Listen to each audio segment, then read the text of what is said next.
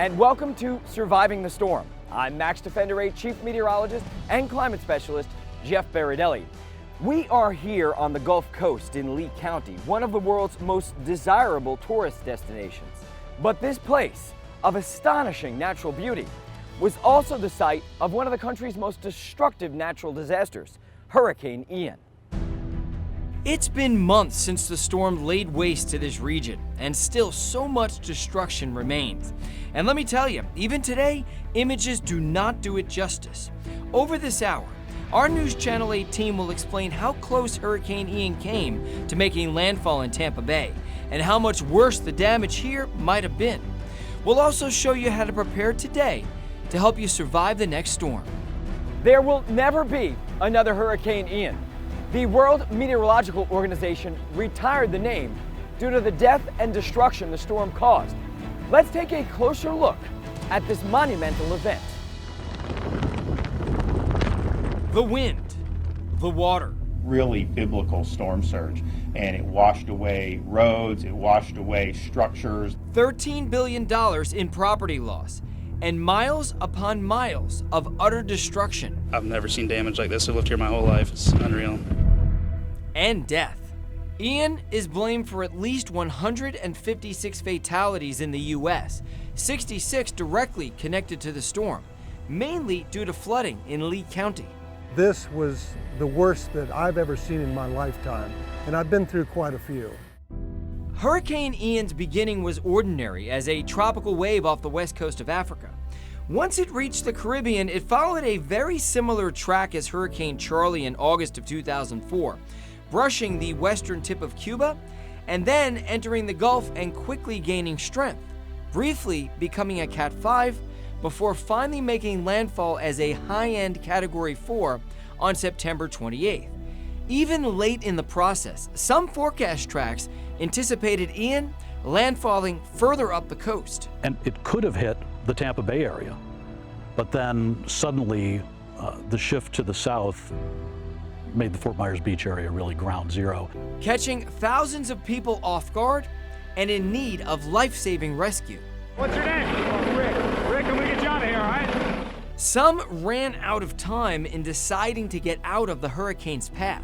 And when an evacuation comes down on Tuesday afternoon for a storm that's about to hit on Wednesday, it's very difficult to pick everything up and find somewhere to go to. Ian's ruinous impact would have been dramatically escalated if it had made landfall in Tampa Bay, because of this area's much greater population density and the vulnerable coastal geography. Don't end up losing everything, becoming stranded or injured or worse. Get ready now. Make sure you have a hurricane plan and be prepared, because this really could have been us. Behind me is what's left of Fort Myers Beach waterfront. Day to day, life is getting back to normal, but there's still a long road ahead. Death, destruction, devastation. The words fall short of what Hurricane Ian left behind. According to authorities in Lee County alone, more than 6 million cubic yards of debris has been collected. Pieces of homes, businesses, boats, cars, covering as much as 3,500 square miles and affecting 26 of Florida's 67 counties. Recovery was prioritized. Within 24 hours, crews were able to restore power to a quarter of the more than 2 million households that lost electricity. In Lee County, the causeway and the roads connecting Sanibel Island and Pine Island to the mainland needed to be repaired as soon as possible. It got hit with really biblical storm surge, and it washed away roads, it washed away structures. And in just 15 days, through $50 million in emergency federal transportation funds and a massive effort, the vital roads were made passable. Today, although there is still very, very little in the way of lodging, amenities, and dining, some intrepid beachgoers are venturing out to these Lee County beaches. On Sanibel Island, most resorts remain closed. Some businesses closed for good. You can count the open restaurants on one hand, and where there had been 2,800 rooms available to visitors, now there are just 160. Progress will be slow. and some wonder if life here will ever be the same. That's a good question. You know, I believe that if we come back the exact same, it would be shame on us. We would not have learned anything from that storm. I think that the island will look different and that buildings will have to be built more resiliently. We have to absolutely think of reopening with resilience in mind, front of mind. Without that, you know, we're just setting ourselves up for short-term failure. I know my husband looked at me at one point and said, "We are not going to die today." I'm like, okay, I wasn't so sure, but you say so. Coming up, Max Defender 8 meteorologist Rebecca Barry joins us from another area left in ruins by Hurricane Ian to share some stories of survival. Stay with us for more Surviving the Storm.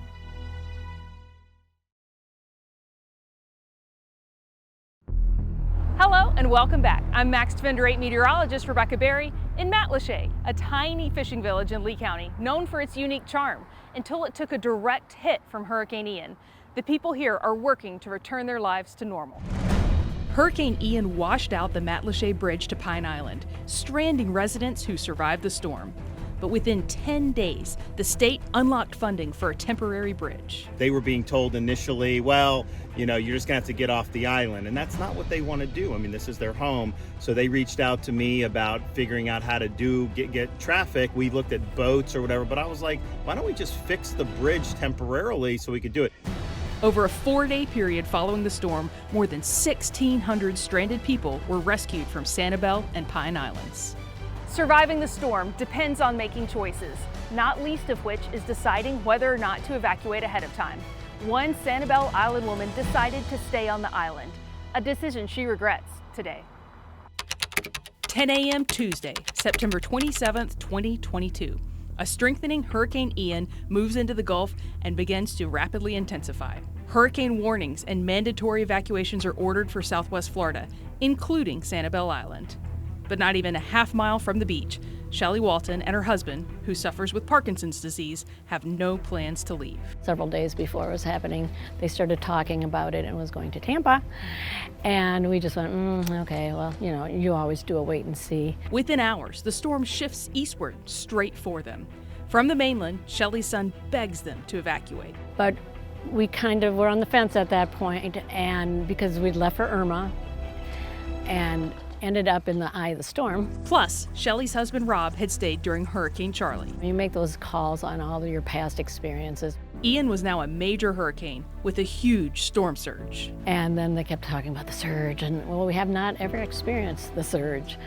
And this mythical surge they've talked about all through the years, we're like, oh yeah, the surge and the boogeyman surge. Again, her son urges them to leave. My son was just awfully worried about it. It's just like, oh, it's coming, you know, leave, you've got to leave. But it was too late. Ian had arrived. The surge is real. It's actually coming in our garage door. The couple retreated to the attic above the garage. Shelley thought about her son's warnings. She thought about her baby granddaughter. They tried to reach out to friends. At one point I did text them and say, we're in trouble. I texted that to 2 people, and then my phone went out. All they could do was hang on and watch the water rise to nearly 6 feet inside the house. Their home of 40 years was now in ruins, but they survived. Stranded for 3 miserable nights, they were finally ferried to the mainland. Her first call was to her son. If I regret anything about staying in, that was it. The hell I put him through. Today the house is under total renovation because Shelley and her husband wouldn't live anywhere else. It's a different place than any other island on Florida. It's a different place than anywhere in Florida. And it really appeals to the heartstrings. And in the long run, I was just like, I can't leave this place. If you could go back and talk to yourself, what would you say? Things don't matter, you know, which you learn anyway. That's what matters, are the lives. Could hurricanes cause outbreaks of red tide along our coastline? Meteorologist Amanda Holly takes a look at what marine scientists researching the correlation have discovered. 2 weeks after Hurricane Ian ravaged the west coast of Florida, a red tide outbreak began. Outbreaks also occurred after Hurricanes Charlie and Irma. So although it begs the question, researchers actually tell me that hurricanes don't cause red tide, but they might influence it. Blooms of red tide algae are documented throughout time and are a natural event. As far back as the recorded records go, which actually dates back to De Soto's logbook back in the 16th century, we've had red tide. Robert Weisberg studies red tide with the University of South Florida. He tells me that red tide cells are always present in the offshore waters of the Gulf of Mexico. If we have a red tide bloom, though, and a hurricane comes along, it can assist the red tide in a couple of different ways. Strong hurricane winds churn up the offshore seas. When Ian came through, there was a very strong upwelling circulation for a short period of time, but sufficient to move what had been offshore a little bit closer to the shore. If excess nutrients that feed red tide are present along the coast once it gets there, the bloom may grow. Runoff from a hurricane's rainfall can also contribute to an increase in the level of nutrients that then drain into the coastal waters. Despite the coincidence, though, a bloom may not happen after every hurricane. The bottom line is that hurricanes don't cause red tide. They're just one small piece of the puzzle. I'm Max Defender 8 meteorologist Amanda Hawley. Hurricane Ian brought tragedy all up and down the Gulf Coast. Reporter Jack Royer returned to one neighborhood to see how people are putting their lives back together. Nearly everywhere in Northport, you'll find reminders of Hurricane Ian. Where does Ian rank in all of them for you? It's pretty much one right now, simply because it was here. Mike Ryan has decades of experience with disasters, running the city's real-time response, while his wife and children were evacuating. Were you ever worried about them while you were at work? Absolutely. You know, a father and a husband, and that's one of the things, you know, I have concerns as well for my family. The storm dumped 22 inches of rain on some parts of the city, stranding residents in their homes. Hell, it's past couple days, it's been real bad. In the days after the hurricane, this road in the Country Club Ridge neighborhood looked more like a river, the water up to my chest at its deepest point. This is where we first met Roy and Sasha Greto, who, despite dealing with their own hurricane damage, were helping rescue their stranded neighbors from their flooded homes. We didn't even stop and think about it, probably for 2 or 3 weeks, and then just realized, wow, we lost everything. The Gretos waited as floodwaters slowly receded. They quickly became their own first responders. We have children, and we had to do what we had to do, and we had to do it quick to stop further damage occurring to our home. The Gretos and many others have struggled getting help from insurance, paying out of pocket to make their home livable again, ripping out walls and throwing away furniture to prevent mold damage. We knew if we wanted to salvage the little bit we had left, we had to get it out. Leaders and neighbors hope through the hardship that they've learned lessons for this hurricane season. I think there was nothing self-inflicted, which was a good thing.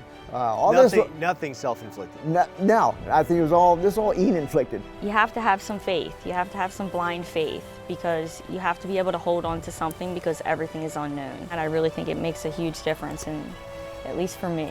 In Northport, I'm Jack Royer.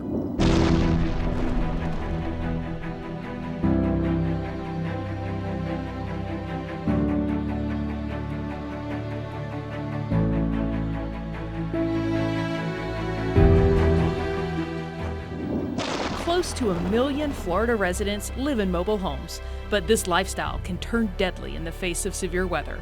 Hurricane Ian made ruins of one community. We return to see what and who is left next.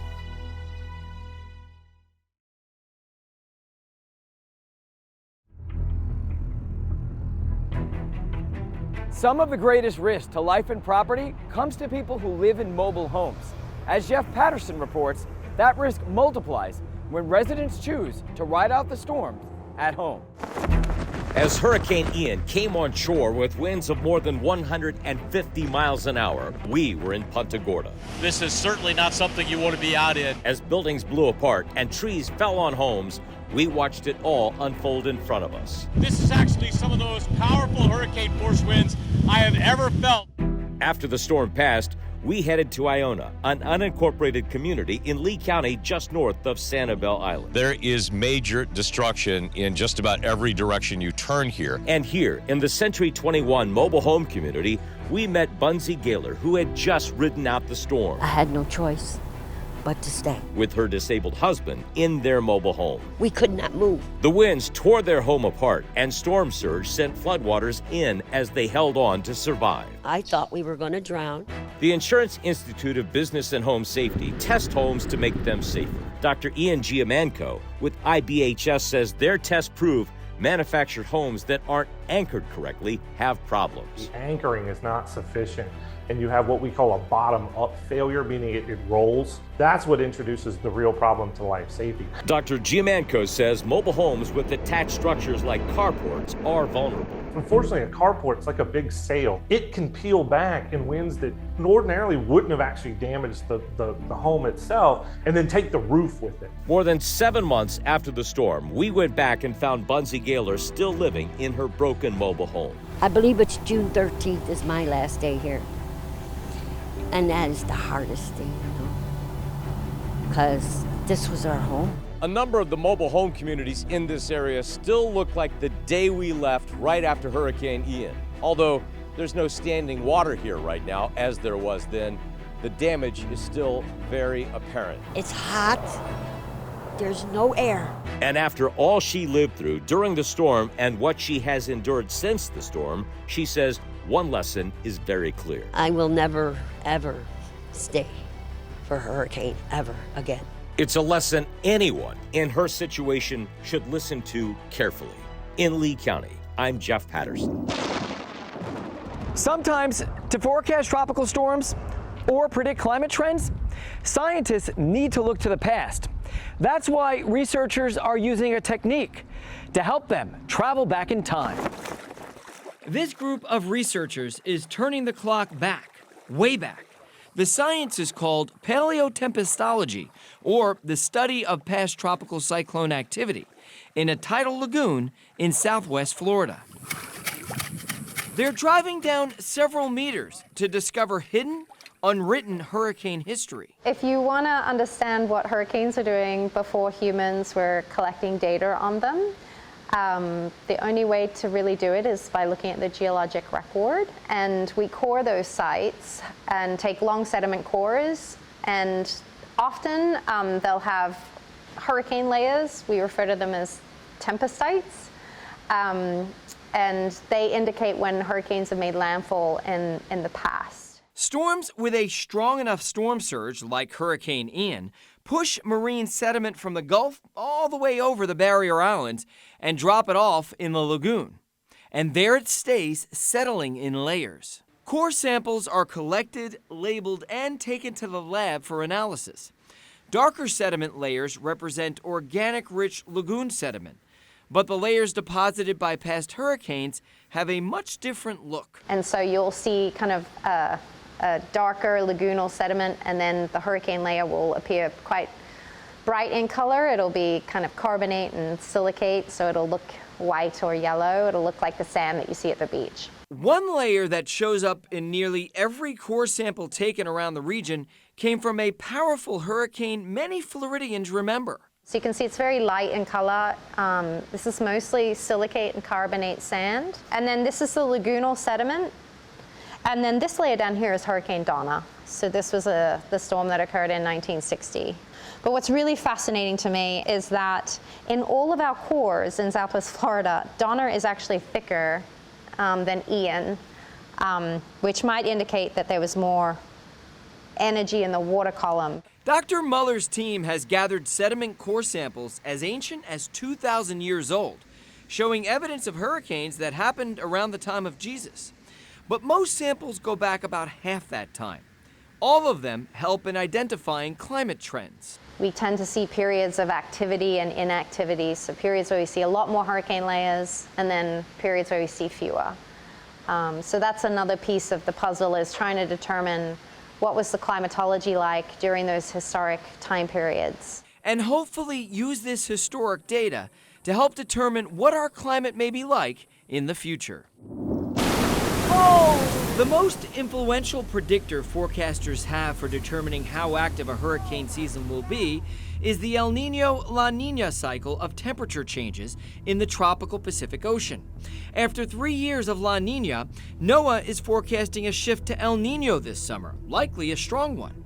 El Niño warms the eastern Pacific, spreading storm-busting wind shear into the Atlantic. As you can see, years with El Niño lead to about half the number of hurricanes that are generated in La Niña years. That's good news, except for one caveat. The Atlantic is unusually warm this year and could counteract the El Niño effect. Only time will tell which driver will win out. In the past 6 years, there have been 6 Category 4, Category 5 landfalls in the Gulf of Mexico, an unusual amount. So, did climate change make this occurrence more likely? We spoke to a leading expert on this research, Dr. Kiran Bhatia from reinsurance firm Guy Carpenter. He says while we can't draw any direct conclusions about trends based on these particular storms, a consensus is emerging. There's a building and growing level of confidence that when you have a storm present in a warmer and more moist environment, which is what we see with climate change, that it provides it more opportunities to undergo rapid intensification. So can we expect these storms to rapidly intensify even faster in the future, and can we expect them to get stronger in the future? At GFDL, we had access to a high resolution model. In that particular model, we saw that we had an increase in the proportion of Category 4 and 5 storms, as well as an increase in the proportion of 24-hour intensity changes that exhibited rapid intensification. Research shows that a run-of-the-mill hurricane in the Atlantic has about double the chance of becoming a major hurricane than it did just a few decades ago. That matters because major hurricanes cause 80% of the damage. Oh, we've gone through many hurricanes before. Nothing as devastating as Ian. Wiped out in an instant. How one family is piecing together their decades-old business. Rebecca Barry is back with that story next.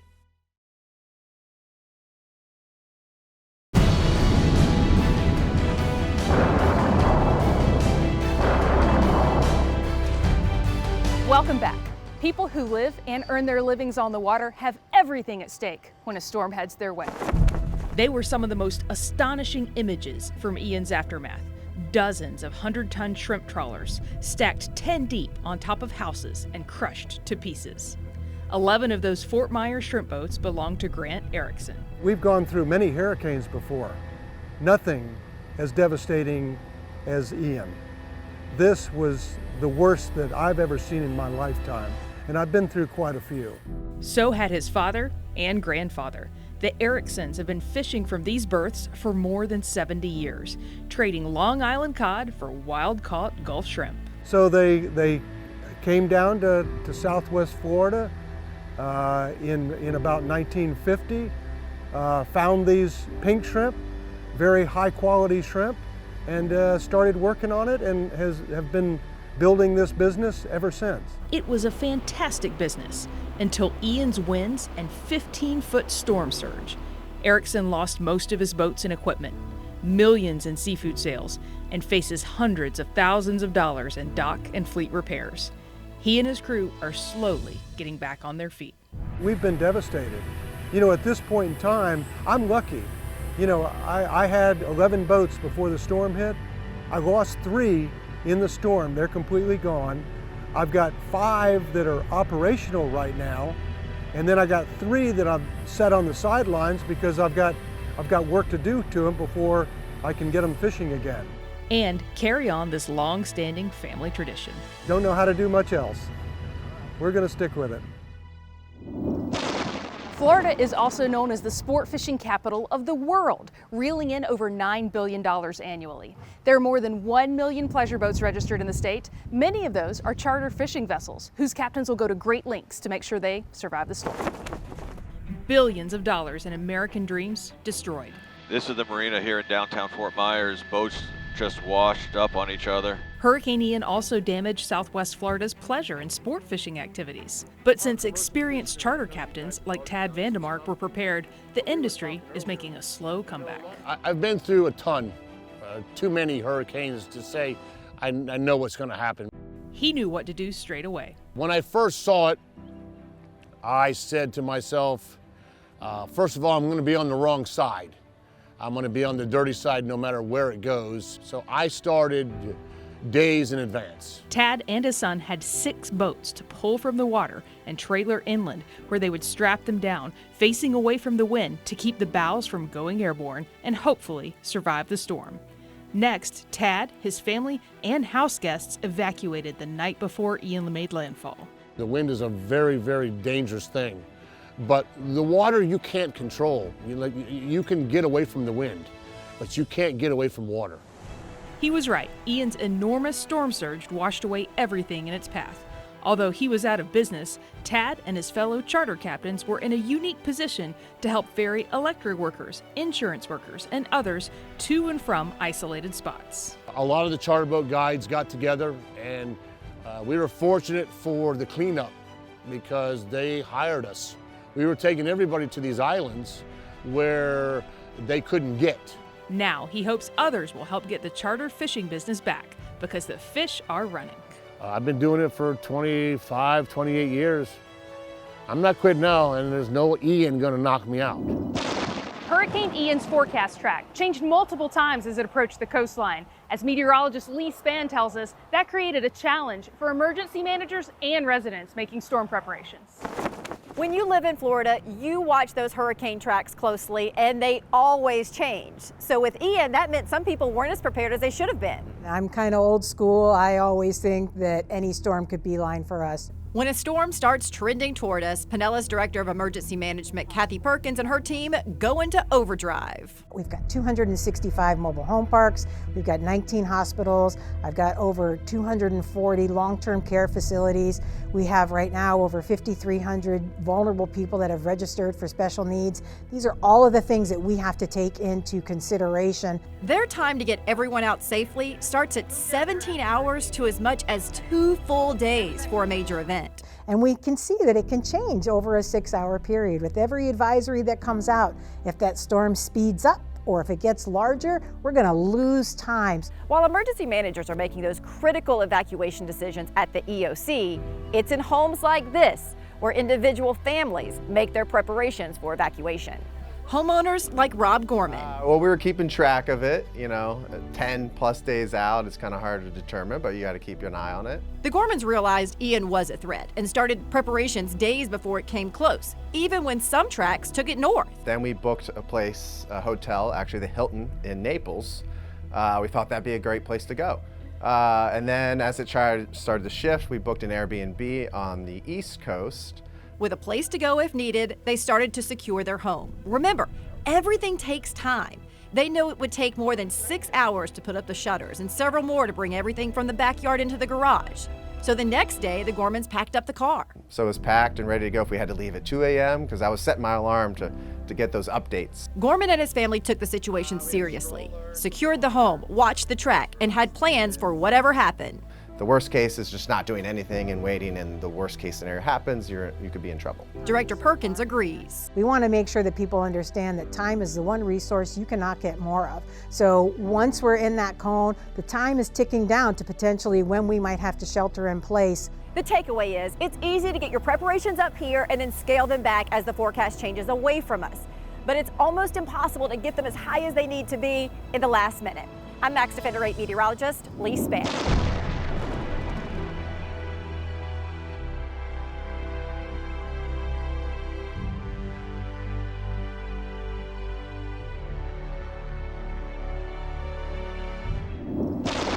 Florida's natural beauty and abundant wildlife are the very things that make it so desirable.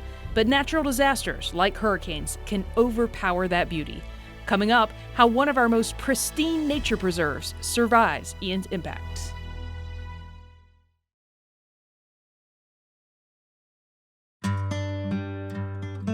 Tropical storms and hurricanes don't just affect humans. They take their toll on nature. The Ding Darling Wildlife Refuge on Sanibel Island was right in the eye of the storm, leaving the wildlife here to survive on their own. The J.N. Ding Darling National Wildlife Refuge is the pride of Southwest Florida. Its wetlands stretch across 6,400 acres, occupying about a third of Sanibel and Captiva Islands. The refuge is here today mostly because of one man, Des Moines Register political cartoonist and humorist J.N. Ding Darling. He may have been able to turn a funny phrase, but Darling was serious about conservation and led the effort to protect this pristine place. Millions of nature lovers, bird watchers, and vacationers from all around the world come here each year. Today, months after the Category 4 storm, the preserve may look unscathed, but Ian's wind and water definitely took its toll. Storm surge like this that floods the entire island, it sets the vegetative state, all the vegetation back probably 100 years. It may take decades for the plants to regenerate, but many birds and beasts are already returning, even rare species. Over 245 different species of birds here throughout the year.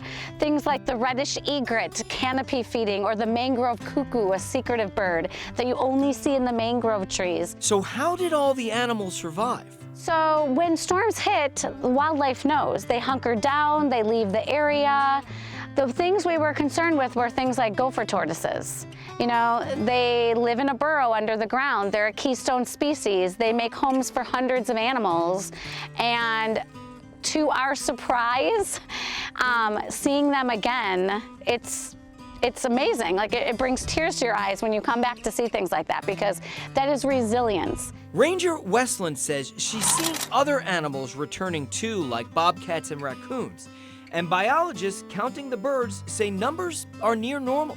Seeing, you know, hope like white pelicans, they'll be heading north, but that they're back here in the refuge, and seeing fish, new small fish all around, schools of minnows down there. I mean, that's all good signs that we need for the wildlife to stay here.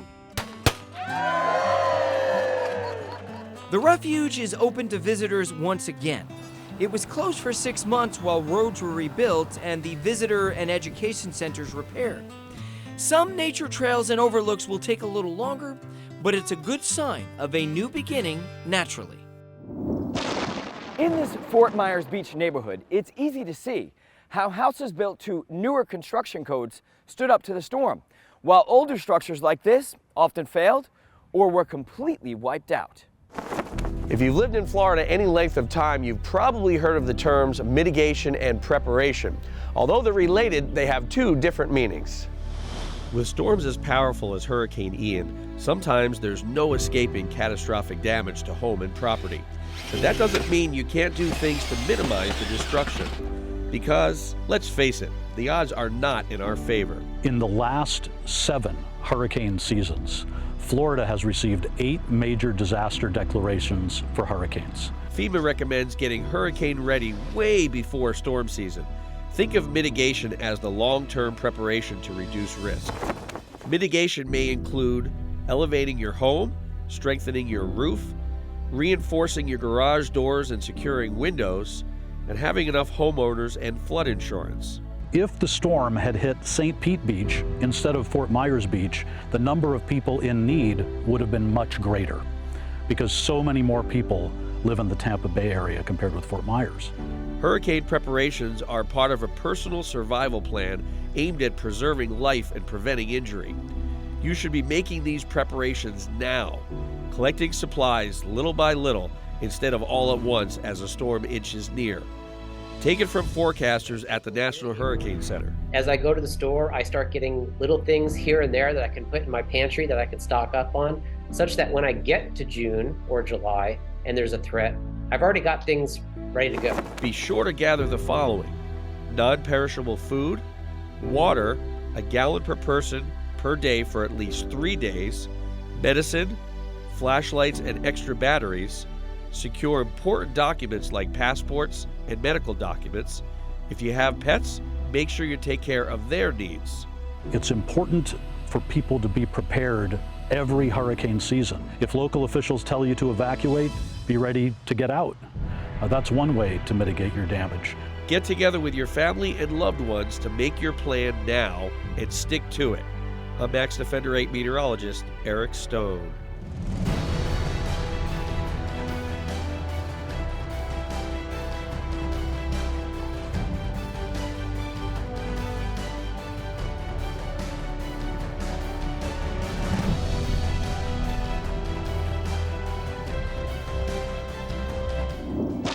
There's more to surviving the storm. We'll be right back.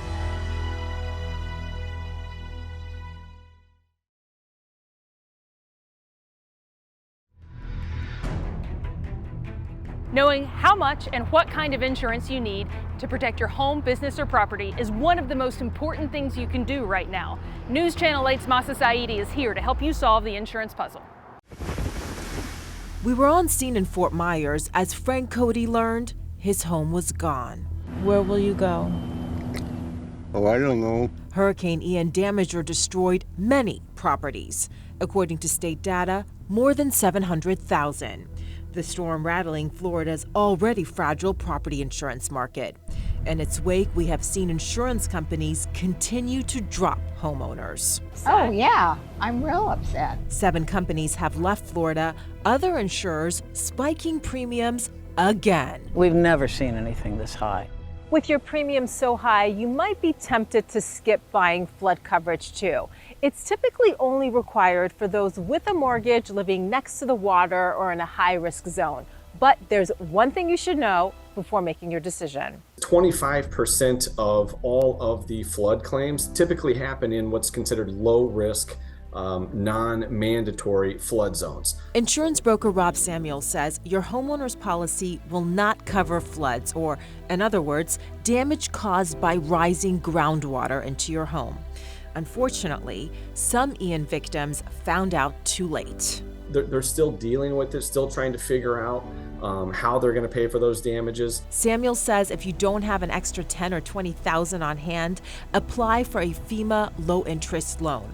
And with hurricane season right around the corner, and you'll hear people say, I'm not in a flood zone. Everybody in Florida is in a flood zone. Samuels urges homeowners to talk with their broker about flood coverage. Most families get their coverage from the National Flood Insurance Program, or NFIP. Those rates are set by FEMA, but private flood insurance is available too. So, which is best? Sometimes NFIP is much, much less expensive than private flood is. Sometimes private flood is less expensive than NFIP is. In Tampa, I'm investigator Masa Saidi. When a tropical storm or hurricane threatens and you need vital information, the last thing you need is a language barrier. Max Defender 8's Val Simpson explains how to make sure the right information gets to everyone in the community. In the second hurricane, we lost half of the roof. Eddie Machado has lived in Tampa for 30 years. He's been through a few strong storms. The Puerto Rican native says his #1 source for hurricane information is television. But he worries for his 92-year-old mother, who lives with his sisters. They make sure that she watches TV in Spanish because she doesn't understand English. And like Machado's mother, there's a huge Hispanic population in the Tampa Bay area that relies on Spanish news, especially when it comes to hurricane safety. We cater to all of our communities, and we produce material not only in English, but also in Spanish and Vietnamese, which are our two largest minorities. Escalera says that keeping the community informed and safe is their top priority. And during an activation, we put out also messaging in all languages, not only in our website, our social media. In addition, Pinellas County makes sure that this information is also available to those that may not have internet access or may not be tech savvy to navigate through it. We will print out material and we'll bring it to that community. She's referring to hurricane guides which get updated each year, something that the Hillsborough County also does. We have partnership with other agencies like churches, community centers, maybe an assisted living home. Roman says they also rely on people helping people. You helping your aunt or your cousin or your abuelito and abuelita, your grandmom and your granddad. Especially if they don't speak the language. The hardest decision for Machado, like many others, is to evacuate, but he knows it's the right thing to do. If they tell you to evacuate, you got to evacuate.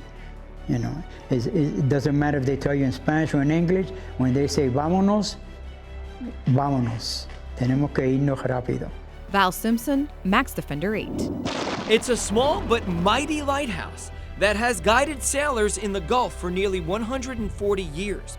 Coming up, the fight the Sanibel Light put up against Hurricane Ian, and the ray of hope it's given to those who survived the storm.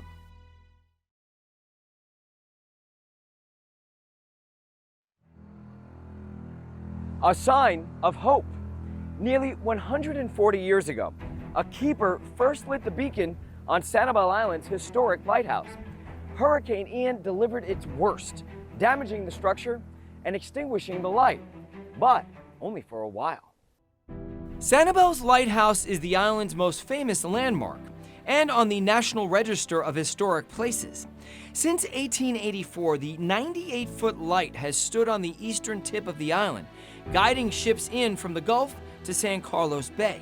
Congress funded the $50,000 project, which included 2 keepers' houses and a long wharf where building materials arrived by boat from New Jersey. Since then, the Sanibel Lighthouse has been photographed countless times, standing alone or as a backdrop for honeymooners and family photos. The light withstood several brushes with major hurricanes, including the 1947 Fort Lauderdale storm and Charley in 2004, which followed a nearly identical path as Ian. But it was Ian that completely washed away the keeper's houses, knocked out one of its iron legs, and snuffed out the beacon. 3, 2, 1, light it up! 5 months later, the familiar light was switched back on, granting new hope that life here is restored once again. Thank you so much for joining us. Right now is the time to put together your hurricane plan, so you and your family can survive the next storm that comes your way. For Rebecca Barry and the entire Max Defender 8 team, I'm Jeff Baradelli. Have a safe and healthy hurricane season.